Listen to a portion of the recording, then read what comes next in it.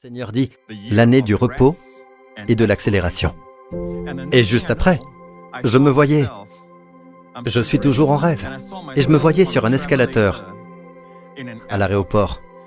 Et je vis des gens autour de moi, ils n'étaient pas sur l'escalateur. Et je vis des gens qui se précipitaient, et ils étaient tous stressés et inquiets, vous savez, portant des sacs lourds, et beaucoup d'entre eux couraient, certains sprintaient, et ils étaient essoufflés. Je les regardais, et j'eus de la compassion pour eux. Et pendant tout ce temps, j'étais calme, j'étais au repos.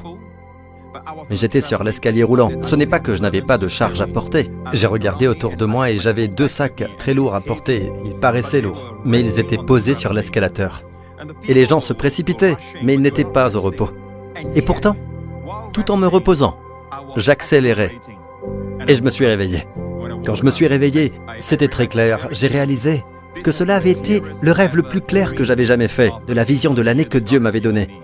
L'année du repos et de l'accélération. Cela ressemble à un oxymore, un paradoxe, n'est-ce pas? Car quand vous êtes au repos, vous n'avez pas l'impression d'accélérer. Et quand vous accélérez, vous n'êtes pas au repos. Mais en même temps, les voies de Dieu ne sont pas les voies des hommes.